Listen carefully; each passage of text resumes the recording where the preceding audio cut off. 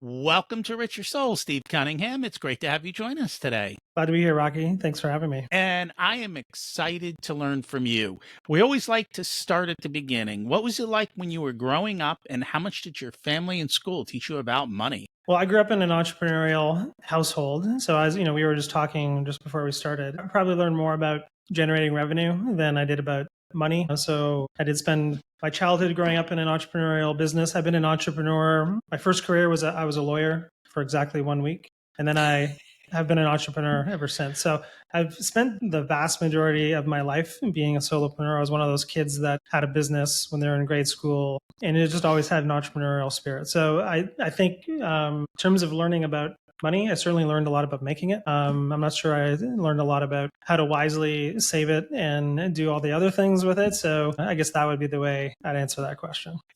It wasn't until not that long ago that I truly understood that it was a very different skill to make money than it was to keep money. I just kind of assumed that they were connected, like you make money and you keep money. That's just what you do. And I didn't realize that there's a lot of people who don't even know how to make money. So that's the vast majority. Then you have people who know how to make money and make a lot of money. But even within that group, there's very few of them who actually know how to keep money, and it's a whole different skill set. And that was kind of a major aha and a shift for me. And you kind of even said that, like as a kid, you were taught to make money, but not necessarily how to keep it. Yeah, I think that rings true for me. Absolutely. How does somebody be a lawyer for a week? I went to law school, I think mostly because I didn't want to get a job, if I'm being completely honest. Then one of the things you do during law school is you summer intern at a law firm. I grew up in Canada, went to law school in Canada. So at least in Canada, that's what we did. And so you get to, during school, they do a very bad job of telling you what being in a career is actually going to be like. And during one of those summers, I learned exactly what being a lawyer was going to be like. And I didn't like what I saw. So I was already 2/3 of the way through, and I decided, well, I'll change my mind and I'll finish up and see if things are different once I go back to the law firm. Things are not different. In Canada, there is a year-long apprenticeship where you basically are working for a year without being an actual lawyer, and it's called articling. So I finished that up and I quit, but the law firm asked me to stick around for a week to finish up a file that I was working on. And so I got called to the bar. So I now get to say for the rest of my life, I was a lawyer for exactly 1 week. It's a great story. It comes back to what we talk about a lot when it comes to picking a purpose. I'm assuming you picked law school at a very young age. You didn't sit down with lawyers before or truly get an understanding of what it was you were getting into. And that's normal for everyone. We don't always investigate what does it really mean to do X. We just see the cool thing and go, I want that, without realizing what it's going to cost us to get that. I learned more about being a lawyer by watching Boston Legal and all the law shows that are on TV, but before I got into the actual practice of law. So that'll tell you something about where I got my information from. Well, hey, at least you stuck with it. You did it. You can always have a story to tell, and that's always good. The other thing I found really interesting about you is that you would read a book a day. Now, I like to read a couple of books a month, sometimes 4 or 5, but that's really going out there. How did you come to be? Well, it's kind of connected to law school. When you go to law school, it's essentially 3 years of going to class. They assign you like hundreds of pages of reading every night. And the next day, you have to show up with it all in your head, because if you get called on by the professor and you don't know the answers to the questions, you're going to be embarrassed in front of all of your law school friends. So it was like a rite of passage that you would show up every day with butterflies in your stomach, wondering if today was the day that you were the one singled out to be grilled. So you get really good at summarizing a lot of information day over day for years. And so I graduated law school, I joined business, and I was made a leader in that business very quickly. And so the thing that I decided to do to kind of make up for my lack of experience was to read as many books as I could.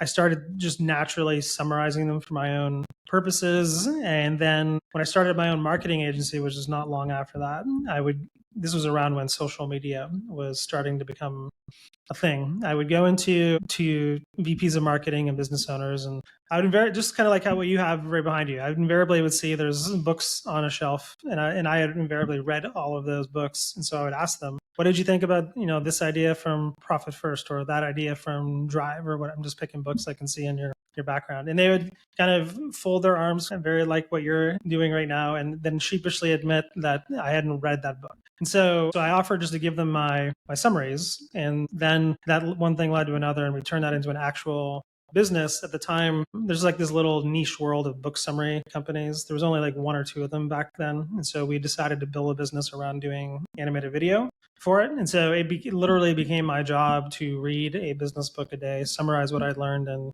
ship my notes off to our executive customers around the world. So it was my job. So that's how that happened. That's pretty incredible. I will say, I do remember most of the books and what's in them, at least one or two main points from them. And I'm not the greatest note taker, but it's definitely changed. And before we get to this, though, you joined this company and they made you a leader pretty quickly in business. What was it that you did that caused that rapid ascension? I wish I had a better answer for you. It was a family business. It was peer nepotism.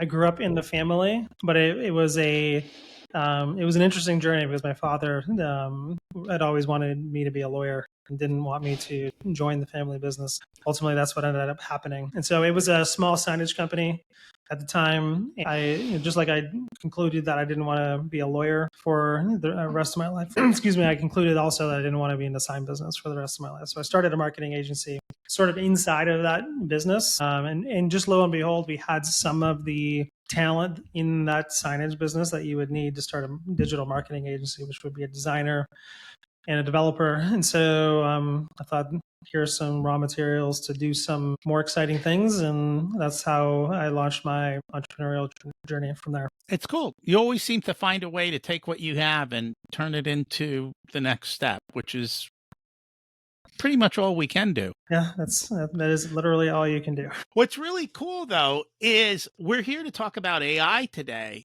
And I think the things that you've done actually have been, in some senses, wiped out by AI.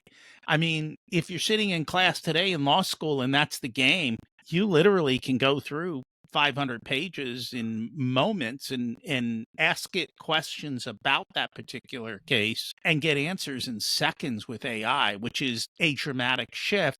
And I know it's causing trouble in the legal industry, and I think it's causing trouble in every industry, in that our old systems were designed that when you first started working, you did a lot of the grunt work. Well, if you don't do the grunt work, how do you learn how to do the work to kind of move up in the company anymore? Because A, they didn't hire you if they're replacing you, and we'll talk about that, and it creates disruption that I'm sure will get solved at some point. Yeah, when we get into the weeds on AI, we definitely have some strong views about how work will change, and it definitely is going to change dramatically over a period of years. But a lot of the grunt work will go away, and almost all of the cognitive work will go away. And so that's the interesting thing from our perspective, is how will business change, knowing that most cognitive work will be done by AI, and what does that mean for businesses creating value? And that's going to be a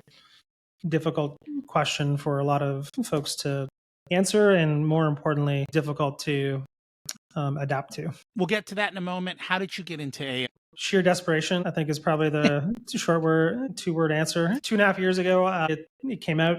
It was November 2022. My business was me reading, as I said, reading a book a day, summarizing what I learned, and I realized very quickly that a very easy and simple prompt would compress 8 hours of work. So it would take me 3 hours to read a book, a few more hours to kind of organize my thoughts, a couple hours to write a summary. So it's like a full day process to get a good book summary. And I was really good at it. It's a super, super small niche, but probably the best book summarizer in the world, because I was able to simplify complex ideas and explain them very clearly. But realize that a simple, please give me a summary of X book, make it 2,000 words, use this tone, blah, blah, blah, and you get back in seconds what is ultimately the equivalent or sometimes better than what I would have produced. And so it didn't take me long to conclude that, well, if I can do this, eventually everybody can do this. And what does that mean for the value of our business moving forward? So I think I think I was lucky enough to, because our business was so much information heavy, that it was very easy for me to see the writing on the wall. So we pivoted. We started using AI in our business. We started hosting workshops for folks to show them how we were using AI in our business. People wanted to pay for it, and it just one thing turned into another. And we pivoted into an AI training business first, and now an AI platform business as well. So, yeah, sheer desperation with a little bit of backstory is the one sentence answer. So let's start kind of at the beginning. Actually, it'd be interesting to get your feedback, because I've seen this question asked over the last, whatever, year and a half. In the beginning, very few people were using AI. It seems like more and more people are using AI. I'm going to put the word using in quotation marks, because I don't think people use it well.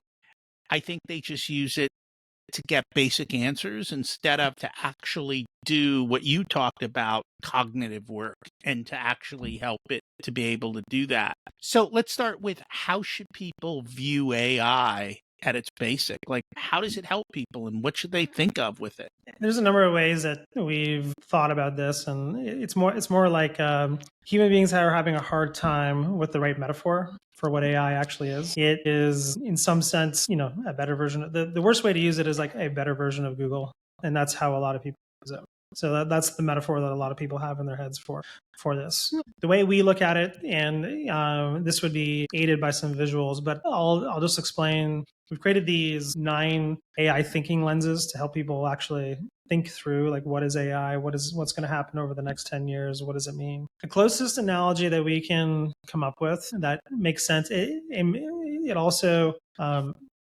don't know if this is going to get censored or not, but it pisses people off when we talk about it in this way, which is AI is like an information factory. And so if you think about the Industrial Revolution, when factories kind of came online. So the way the economy used to work in small towns was you had all of these different artisans. You got your blacksmith and your carpenter, and that's kind of how you got things made in that town. And then the Industrial Revolution came in, and factories were possible. And then you could quite literally take somebody off the street who did an apprentice for 20 years as a blacksmith, as an example. You can put them in front of a machine, give them a really good work instruction, and give them the raw materials to do the work. And what will come out in the end of the line is something equivalent to what a blacksmith would have made. So the analogy, and it's a one-to-one relationship where we still have a human being running the workflow, number one. The large language model is the machine. Data is our workflows, AI workflows, which we can get into the weeds on that. Just basically step-by-step instructions for the AI to go and do the work is the work instruction. The data is the raw material. And then finally, there are some tools on top of that. And so what we're able to do with AI is basically take a less skilled person with a good workflow and have them produce equivalent work of somebody who is much more, in the previous world, skilled at that task.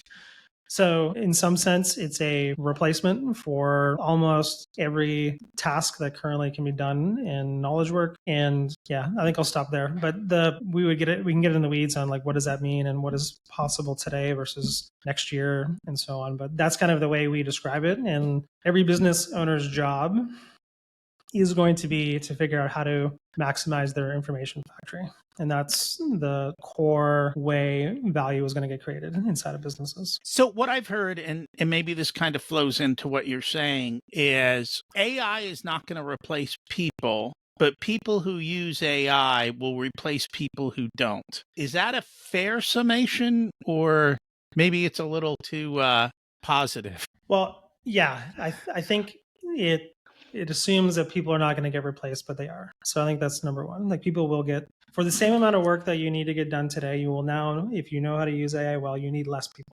So then the business decides, do we want those same amount of people doing more work, or do we want to have less expenses? Like, that's the decision that will be made.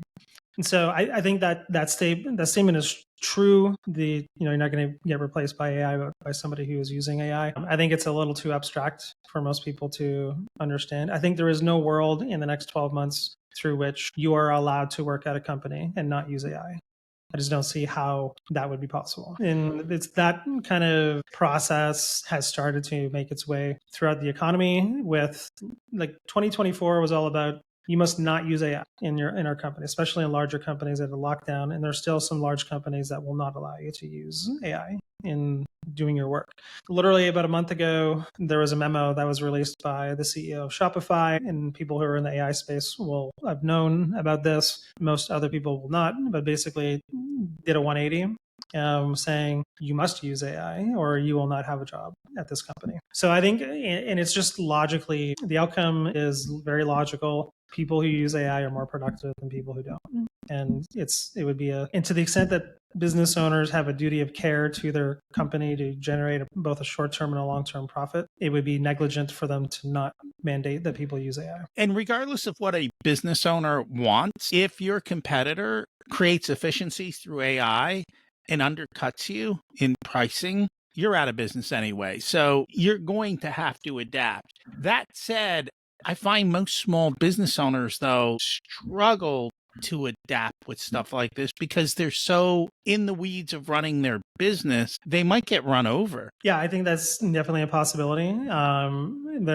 It's both very easy to adopt AI, but also very hard. The technology works if you get people to get them trained well and quickly on how to create these workflows, which is like the equivalent of creating standard operating procedures before AI. But this time, the AI creates the standard operating procedure, but then also it's an AI-powered standard operating procedure. So the AI is actually you're both documenting the work and giving instructions to the AI on how to do the work at the same time. You need to carve out some time to do it. Like that's really the key. And so we create this idea called the daily AI habit, which is you wake up in the morning, you decide, here's what I'm going to do today using AI to figure out what is a workflow I can use today to make my job a little bit easier and go a little bit faster. You do it, and then at the end of the day, you document how it went, how much time you saved, and what the impact of that was on your day-to-day. And so it becomes this open and closed loop, and we've created a platform that helps organizations do that. And we have found that it's a self-fulfilling prophecy that if you get your team to use AI, you will generate massive productivity gains. The problem is the behavior change. That's all that is literally all that is left in this game. So how do you get people to change behavior? Because I work with a lot of small business owners and that's not easy. Well, I think you're seeing it with the Shopify memo, right? It's a mandate. You want, if your company needs to file taxes get filed. If your company needs to prove that you brought your people through sexual harassment training, the company mandates that people go through sexual harassment training. So the Shopify memo was basically mandating you must do this or else you will not be employed at this business any longer. And so I think there's the carrot and the stick in order to generate behavior change. I think this is the gains through which you will get and the competitive disadvantage you will be against if you don't is large enough to suggest that you should mandate this in your business. And and then follow through with, if you don't start doing this, there's repercussions. So to me, Shopify is basically a software company. Mm-hmm. So in an environment like that, I could see how do you implement AI. What do you do with the local plumber? Pull out your camera, and when you come into a problem you can't solve, take a picture and ask AI how to solve the problem. Like those are actually a lot of those businesses. And we've got case studies of like HVAC companies and like a whole bunch of businesses that you would think wouldn't adopt AI quickly, and that's where they're getting massive gains. The idea that only technology companies can adopt this at scale is just, it's bad. To your point earlier, it's bad critical thinking. We're going to talk about that in a second. It's funny because I have rental properties, and unfortunately, the way they built our one rental property, there's no way to fix the faucet without ripping out the entire tub because you couldn't get behind it.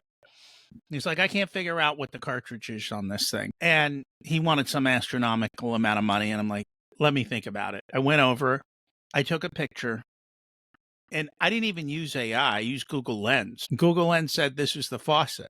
And then I said, okay, what's the cartridge? My guy went and fixed it for pennies over what the other person did. And that's a classical example of what you're talking about. And I know dealing with a lot of people in the trades, trying to get their workers to follow their processes is not always easy. And everyone's got their own process, but by bringing this into it is definitely a game changer. And it also lost me trust with that company because I'm like, you're the expert. I'm paying you a lot of money and you don't know how to figure out what the faucet is. I mean, it was a major brand. Come on, cut me a break. You said something, though, is people have to learn how to do critical thinking. The problem is, I would say, and I don't know how far this goes back in our education system, we stopped teaching critical thinking. We stopped teaching people how to do that. We started teaching them how to answer test questions that in today's world, Google could do, AI can crush. How do you take a person who doesn't necessarily know how to critically think and teach that skill so that they can use AI? And I say this because what really shifted for me was when someone said to me, AI is the smartest person in the room. It read all your books behind you and it knows what they all say. If you ask it a question, it'll give you an answer in a moment. Yeah, I think it goes back to behavior change again. So I'll give you an example. I coach a lot of really smart people on how to use AI. And almost always when they're first starting to, and they're good critical thinkers, when they first start to use AI, we'll go like a week between sessions and they will bring a question to me that where the obvious answer is, well, you should ask the AI whether or not, or how to do that. And so there's this behavior change where you need to start with AI first. And I know AI first is a term that a lot of people are using, but that would be quite literally the definition is whenever you're starting a task, including, I don't know how to do this, or I wonder what I should do next, you start there. And then you let the AI guide you through a process of critical thinking. And to your point, the reasoning models, especially the latest ones, and especially if you have unlocked the unlimited versions of them where you can ask them unlimited questions, it is a far better, at the very least, a far faster reasoner than 99.99% of the people on the planet. So if you know how to help your team use AI well, you have now upgraded their capacity for critical thinking to almost world-class level as well. And so it's a misnomer that even we need to, like, I hear that a lot of time from educators and from people who are like upset that, you know, these kids these days, right? And that statement, they can't think critically. We can solve that problem very easily to a level at which would be greater than they ever would have gotten to had they been taught critical thinking for decades in school. So I think it's a misnomer that that's going to be a huge problem in the future. I will say education is ripe for replacement because AI can probably create and teach 100x better than any classroom, and you get one-on-one in your style of learning. And if there's a problem, it doesn't mind telling you 100 different times, right? You mentioned the version that has the higher levels. Is that the $20 version of ChatGPT or the $200 version of ChatGPT? You'll get some expanded. I don't know exactly what the level. I'm referring to the $200 a month version, which for executives, like if you can't rationalize $200 a month for this, you're not trying hard enough. That's the one I'm referring to. But even the $20 a month level will give you some access to the top level reasoning models. To your point, though, just a quick aside. There's a school that was created in Austin, Texas. It's called 2 Hour Learning. Here's just a quick example of the power of AI in education. They have, and I have no affiliation with them, so this is like a free commercial for them. They teach their students the academics in 2 hours a day. The AI teaches them the stuff in 2 hours a day. And then the rest of the day is based on projects and whatever they want to explore. And their test scores are through the roof, like 99 percentile across the board for every single student at the school. So, and there may be some selection bias because they're probably getting the most extremely gifted students to begin with. But there is a lot of evidence that AI can make the education system much more efficient and effective and teach kids how to build and live for this future that we're going to be in. It's a passion space for me as well because I've got 2 daughters who are in high school. And I'm fairly concerned that they're not going to get the right education they need to be ready for a workforce that is already having a lot of trouble getting entry-level kids into jobs. So it's a real problem and a real opportunity in that space. And they're still in school? I mean, what I mean is they're still in a classroom. You haven't yanked them yet. Yeah, I guess I don't have the, what do they say, the intestinal fortitude to rip them out. So I'm unlikely to do that, at least today. But we are moving one of our daughters to a school that has an AI program in it. So not completely all the way, but they're at least teaching kids how to use AI rather than saying we're going to expel you if you do. So I think there's the saying that the future is here. It's just not evenly distributed yet, and that appears everywhere. Schools, it appears in companies, and so yeah. So to the behavior question, the AI is powerful enough now that if you don't mandate it in your company, you are quite literally making a mistake. And I agree with you. I think people are still slow to adapt. And I think if some big players come in and adapt, it's going to be a game changer. Like things are going to wipe out quickly. Across different industries. And I know you came from the law industry. To me, that one's easy to wipe out because you don't need to read all these depositions and all this stuff. You can go much faster. You can ask questions, and even the AI can ask questions and put together the stories and also discern when the stories don't connect, where there's different answers to the same question or that type of stuff. So that's phenomenal. If people are going to become so efficient, though, it almost begs the question that we're going to replace a lot of people. Do you see that happening where people just don't have jobs in the future? I think that's one of the dystopian views of the future. I think there'll be an adjustment period where companies they haven't figured out what to do next. Right? They haven't had like, well, here's a new market space we need to go after. And so they really literally only need some fraction of the same people to do the amount of work that they're actually doing today. I think what will happen is that after that, they will find the companies have a desire to grow. It's baked into physics in the universe, right? We want to grow. So I think ultimately at the end of the day, there'll be an adjustment period, and companies who will win will find new market opportunities. They'll need bodies running AI in order to go and take advantage of them. So I think probably looks like a big drop off and then a slow climb back up in my mind. Or companies will grow without needing to rehire employees. So like Klarna, which is one of the companies that either gets lauded or beat up in the space of AI, have said we're not hiring any more people, and they have a natural attrition rate, and they've just not rehired, and they're producing the same amount. So it probably looks something like that. But there will always be new innovations, new things for people to do, and that will be how companies will rehire for roles as they grow in the future. So I don't know. This has happened before. And I think it'll follow the same process that all the other revolutions followed. But it's possible that nobody has jobs. Hopefully not, but it's certainly not. It's certainly one of the options, right? Well, the flip side of that question is if nobody has jobs, no one's going to buy what you're selling. And that was kind of a Henry Ford thing.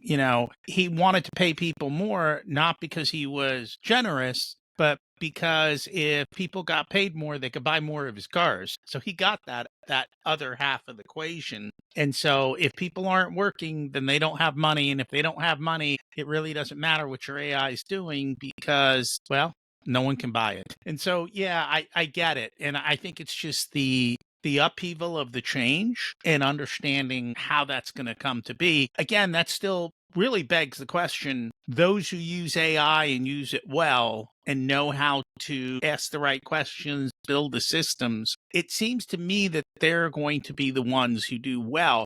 But the other half of it, because I do AI a lot, I realize that AI hallucinates. And so it doesn't always give me the right answer. And you've got to have wisdom to know, hey, wait a minute, that's not the right answer. So how do we deal with that part of it to know that the answer I got is real? I think there's a few ways. One is to realize that is true. The AI hallucinates. It's less and less true over time. The reality is it probably hallucinates less than your average employee. So I think there's this idea that if humans make a mistake, it's okay, but if a machine makes a mistake, it's like, or machines don't make mistakes. So like the whole thing with self-driving cars, right? Like they're already safer than humans, but there's this thing where when a self-driving car gets into an accident, we can't have that. So I think there's a fallacy there in the argument itself. However, there's a few things you can do. One is, as you're using the example I love to give, because it's the example that people love to cite, is lawyers. And because I get to make fun of lawyers because I was one for a week, which is lawyers getting case law submitted into their court briefings that don't exist. That's not a bad AI. That's a stupid lawyer. So if you're using AI where there are critical facts that need to be checked, you check the facts. It still overall does the work way faster than if you were to do it on your own, but go and check the facts. And so there is no room in a process that's critical. You need to get everything right for just pressing a button and letting the AI do it. There's always going to be these checks in, which it goes back to the information factory. That's a defect, right? And a hallucination is just a defect in a process that you need to figure out how to eliminate. The better, this will lead into like prompt engineering, the better you run the instructions for the AI, the less it will hallucinate in a process. And that's where a lot of those companies now are spending a lot of their time, is getting that process right, so that you can have a process that runs from beginning to end and feel confident that it's going to give you the right answer. But it's like a red herring in the whole argument. Yes, it hallucinates, and so what is my answer. I will say though, it will stand by its hallucination quite well. So you've got to have a little fortitude to call it out. Well, so it's still an underperforming employee, though, right? And so it's like, hey, like, is this right? And like, if someone has just not thought through a problem right, they will say, yeah, I think that's right. I don't know. If you know what you're looking for, you wouldn't just ask the AI, like, are you sure? That doesn't solve the problem. It's like, if you got to get the right answer, you go and check and see whether the answer is right. And there's also many, many, many, many things that you run as processes that don't depend on something being 100% right. You go out like creating a new idea for a new product. That's a process that needs verification. You go out into the marketplace, and you see what happens. And so I still feel like it's a massive red herring. Fair enough.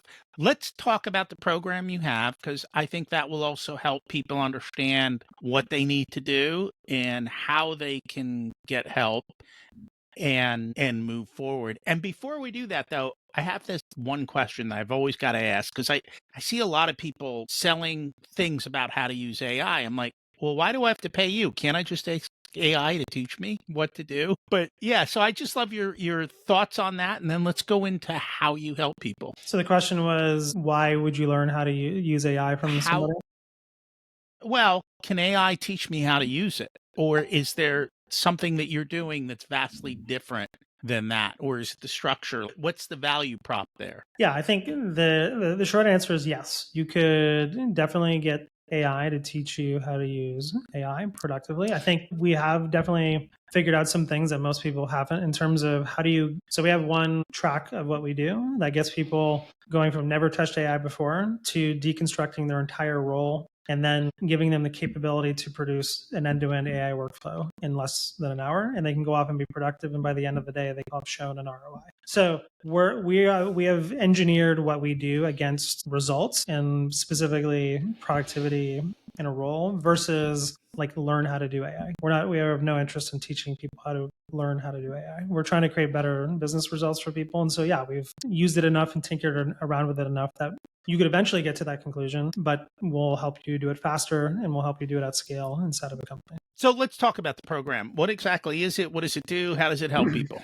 Yeah, we get two versions of our program. One is basically a platform that has three elements. One is a workshop that we bring to a company, and we walk them through just exactly what I told you. We get them to deconstruct their role using AI. We get them to learn how to produce an end-to-end AI workflow, and then we show them how to go off and implement it. And within the first day, they're productively using AI. So that's kind of the first thing we train people on. Then we've got a library of workflows, so pre-built AI workflows across every single functional area of a business. So rather than having you having to go off and make the workflows. They're just there, ready to use across strategy to product, marketing, sales, all the way through to finance and admin. The third thing is we have a mastermind in that program where we bring together folks who are, for lack of a better word, the AI champion at their company, and we collaborate on best practices and how folks can become more productive using AI. So the platform itself is a kind of a closed loop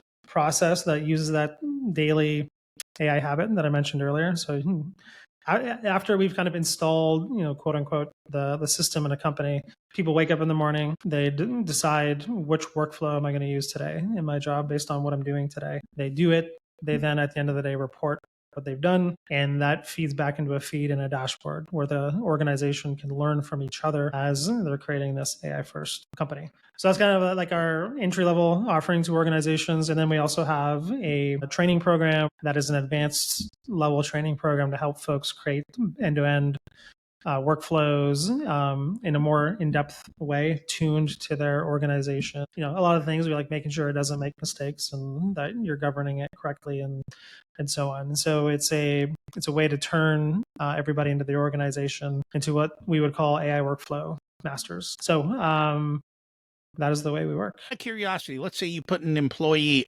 to use one of these programs. Are they good with the $20 version of chat, or do they all need the $200 version to really do this well, or does it depend? For the vast majority of people, the base model $20 a month version is going to be more than enough. I think executives who are doing a lot of critical thinking will benefit from the top model. So I would usually say get your top level executives the full fledged version, and everybody else in the company the $20 a month version, and you will see, as long as you help them use the AI, you will see massive productivity gains, like guaranteed. Because I don't think they even know what to ask at this point. Yeah, well, I think that's kind of the place where we're starting. We know that this is, for a lot of people, still very new. Sometimes they're scared and worried about how AI is going to impact their livelihood. So we created a program. It's our scholarship program. So the easiest way we have figured out to get people to take the first step is to offer them something of value for free. So we actually offer to one person in every company our top level training. So the Rolls Royce of our training for one person in every company to come in, kick the tires, and see how much progress they can make. And then if that works for them, we would come in and work with the rest of the organization. So they can go to my personal website, sign up for my newsletter, which is stevecunningham.ai. And then that would be where they would figure out how to get access to that training. Awesome. And we'll make sure to put that into the show notes. We've gone back and forth and we kind of kept pushing a lot of stuff off on AI. We'll get to it in a minute.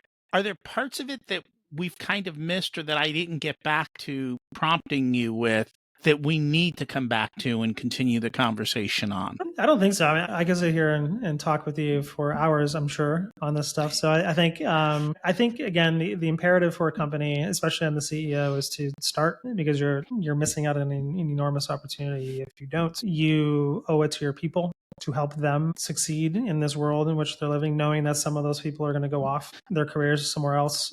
If you take leadership seriously, and the development of your people seriously, you need to start now. And I think there's all sorts of kind of tertiary issues we could talk about, like that the idea of AI insourcing I planted in your head before we started the conversation is an idea we could dive into, but I also know we have a limited amount of time. No, but let's go there. Let's talk about that for a little bit. So if you take the thinking all the way through, the most expensive place you can have knowledge work done is in some external agency. So thinking like the one that most people like to talk about is marketing agencies. So if you have a baseline of, and I ran a marketing agency, so I can speak to this with some level of, I won't hallucinate much on this issue. Let's say that. If you have a baseline, let's just pretend that for a deliverable that gets done, whether it's like a campaign or whatever it is, all knowledge work eventually boils down into deliverables like emails, decks, web pages. Like it's a factory that produces these end deliverables. And because man hours go into those deliverables, you can see how much they cost. We don't usually do it that way, but you could if you wanted to. And so if you imagine that what deliverable costs you $100, from a marketing agency, getting it done internally by somebody in your company would be on average 3 times less expensive than getting it done externally, because most professional services agencies take the salary of their employees, multiply it by 3, and that's how they charge out their time. That's kind of like the general professional service agency model. So, which means it's 3 times more for the equivalent amount of work. It's 3 times more expensive to get it done externally than internally, which has a lot of assumptions baked into that idea. But let's pretend you can get the equivalent amount of work done internally. Then, so that brings it down to $33. So the math is starting to work. Then if you get an AI, our experience has been, if you give somebody internally a good AI workflow to produce that same deliverable, it's now somewhere around 10 times faster with no compromise in quality. And I could demonstrate that to you all day long. And we have thousands of case studies of people reporting that to be true. So that brings it down to $3.33 for something that previously would have cost you $100 externally. You can then, so that's assuming you're still using a subject matter expert, like I said earlier, like someone who would catch a hallucination, right? So someone's quality checking this along the way. It's still 10 times faster, which means it's way less money. Take it further, once you have that workflow fine-tuned enough, you can then hand that off to, and you know that it's going to create a consistently good result without the subject matter expert having to check it. You can hand that off to a virtual assistant, which then is about 10 times more or less expensive than that employee. So now you're down to 33 cents. And then once you have figured out that there needs to be no human involved, which is an agent, it's a fully autonomous agent, you're down to something like 3 cents, So there's this value chain of work that's going to get compressed for every professional services agency where the AI can do the equivalent amount of work that the agency will do, because it would be negligent of a business owner to look at that math and say, we're not going to try. And so, which means that they will try, which means that we will figure out where the real value from professional services firms actually is, insource everything else, and then which is going to mostly mean 90% of the work that agencies and all professional service firms do today will be wiped out, because it is possible, and if it's possible, it will happen. It's only a matter of time. So that's like the math behind the information factory idea, and that is going to, like, the professional services market is somewhere in the neighborhood of like $6.3 trillion. And so you just need to go and look where there is opportunity to figure out where AI is going to have a big impact, and that's a huge market. That's what we mean by AI insourcing, and that'll be like a cat and mouse game that gets played over time, because external service providers will need to figure out, well, what else do we do to make up for that work that we're going to lose? And that's where new value will get created. So it'll be this dance, I think, that happens over time, but that will happen. And I think most professional services firms do not see that coming. I would agree with you. I work with marketing firms. I know a lot of people in the industry. They already saw a lot of disruption, I would say 23 into 24, for a variety of reasons. One of them was shifts in the economy. 2 is AI and people bringing the work back in. 3, I think there was a very low barrier to getting into the marketing industry. And so you just had increased competition, which normally takes place. The other thing is just the other things that are evolving, like Google changes their algorithms a billion times, and it's becoming harder and harder between that and the way Facebook has now, you don't get personal information. So it becomes harder and harder to target your client. So the marketing agencies aren't able to deliver the ROI they used to be able to. So it's like there's 100 different things coming together, and they're all coming at 100 miles an hour, which tends to get a bit overwhelming through all of that, no doubt about it. And so now I'm hearing people are bringing people in because they can take over more of the marketing. A lot of what you talked about, we've implemented with regards to how we process this podcast. There's still parts that we do, and there's still different things, but it's definitely much better than it's ever been. And I think we're about to go through another iteration too.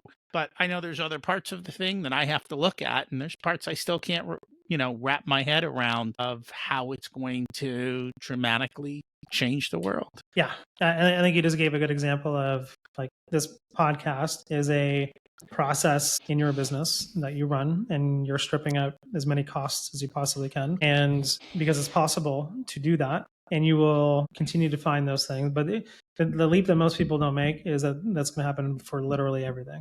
So any cognitive work that gets done, it will ultimately, as soon as it crosses the threshold of the AI can do it at an equivalent level than a human expert, the work just gets sucked into the business, because it's no longer required to have a subject matter expert do the work. And that's why I don't think most service firms have either figured that out, or they have figured it out and they're just holding on for dear life, hoping that no one else will notice. And us as humans tend to do that, don't we? Yeah, it's natural. You want to extend your runway as much as possible, and that you're going to fight it as long as you can. And I'll give you an example. There was a copywriter. I tend to get trolled a little bit for the comments I make about AI, and copywriters in general are typically feeling under attack, so they attack back. And I had set up a debate. This was a thought leader who had written multiple copywriting books, was ready to come and he was like attacking me in public and then DMing me like the opposite, like, please stop like telling everybody about this, I'm worried. I said, well, let's do this in public, because I don't have a different public and private persona. I'm not going to debate you in public and coddle you in private, so let's have a debate. And he agreed. And then about a month later, this was just recently, he's like, okay, I give up, like, it's happening. So there's this, and I don't want to debate you anymore. And there's this process through which everyone's just going to have to come to the realization that much of what you've done the way I described it is, I've been through this myself. The AI destroyed my business. The business that I would have gladly done for the rest of my life, which is walk around, read books, and think smart ideas and send them out to people. Like, that was fun. My identity was wrapped up into it. I enjoyed it. It was a good business, and I gladly would have done it for the next 20 years. And overnight, this is gone. So I've been through like the ego death that you need to go through. And that's probably the hardest part, is whatever I did in the past and I trained my entire career to do is no longer valuable. That's probably the hardest part in all of this. And it's the one thing that I think slows this whole process down. For some people, it's probably a good thing, because if it did happen overnight, it would be a disaster. For lots of changes coming, and lots of impact to the economy, to money, to work, and everything else. And I'm going to stop trying to guess at what the outcome is, and just learn to pivot in the tide and let it carry me to wherever it goes. Yeah, I think that's the only thing you can do. And that's why I think a lot of the discussions about, like, is this good or is it bad? Like, if we talk about things in general, you can very easily get caught up in what might happen and what should happen. And the reality is that it's just math. It's just money. And we live in a system that is geared towards maximizing for money. And the sooner you accept that fact and do the math, you can very easily see what's coming. And you should just respond to that to take care of yourself first, and maybe your family second, your business third, and then like quite literally everybody else. Like, don't worry. And the further you get out in that spectrum, the more you're going to get lost in spending time worrying about things you have no control over. And we humans tend to do that quite a bit. Stephen Covey made a career out of telling people about the distinction between those things, like just, the circle of concern and the circle of influence. And like, yeah, you can only do what you can do. What's your secret to living an abundant life? I wish I had these questions beforehand to think about it. I think it's cliche, but my purpose, at least right now in this period of my life, is to make sure my daughters make a really good transition from school to whatever it is they decide they want to do. And that kind of fills me with a sense of purpose and an abundance mindset, because I want to make sure that they have the very best of whatever it is they want out of life. And I've found that living with an abundance mindset is just way easier than doing it any other way. And that makes sense. We purposely don't give you the questions up front. What did you learn later in life that you wish you would have learned sooner? How to focus on, in the context of a business, I'll use an example, would be truly focus on solving problems for customers. And I've created this value equation where it's on the top is whatever result is valuable divided by how fast and easy can you make it for them to get it. And that has clarified a lot of my thinking around what we do for folks. And in particular, focusing on the fast and easy part is what people want. So if you can just always, or at least for me, it's helped me focus my time and energy on things that are productive. And I think I've seen that somewhere in a book, but I can't remember which one. I could have to ask AI. But yeah, that concept is definitely big. And this last one kind of fits in because you've got kids almost or around this age. If you were to give an 18-year-old one specific piece of wisdom, what would it be? My older daughter is 16, so I got 2 years to think of a better answer than whatever I'm going to say right now. I think it would go back to, if you're going to make some major life decisions based on what you think you might like to do, I would strongly urge anybody who's 18 to, whenever you're making those life decisions, like what career you're going to get into, as an example, go and spend some time doing the thing before you make that decision. I spent a lot of my career chasing things that I thought looked cool or would be fun to do, when in fact the doing of them sucked the life out of me. And so I think that would be my one piece of advice. And I forget whether it was from a book, one of the psychology books turned into like a popular book. It's like, if you can't do that, go and ask somebody who's recently made the decision that you're about to make and how well that decision went, and go get their advice. But I think for the most part, find a way to experience the day-to-day of what you think you're getting into before you make that call. And I agree with you. And I want to commend you, though, for walking away from law after a week, because most people wouldn't have the courage to do that. And so congratulations on not sticking it out and having a miserable life for you. Thank you. Well, it's certainly, I think it was a good decision. And I'm happy I made it. If people would like to learn more about the program, the courses, how do we do that? Head on over to stevecunningham.ai, grab a spot on our newsletter, and we'll send you information about all of our programs, but more importantly, the scholarship that we're offering for the first person at every company to get access to our top level training program. And we'll love to see you there. Cool. Thank you so much for joining us today. Thanks for having me. It was a great chat. I appreciate it. Hey, thanks for checking out the full unedited video of the Richer Soul podcast. You can get the full audio podcast with intro, outro, and a ton more details here on YouTube or whatever your favorite podcast player is. Don't forget, we've got hundreds of episodes for you to go back through, and you can also get episode information on the Richer Soul website as well. Don't forget to subscribe so you're automatically updated as to what's going on and every time we release a new episode. The first few episodes of the Richer Soul podcast actually lay out the entire framework that everything is built on over all of these years. So check them out as well. Thanks for listening.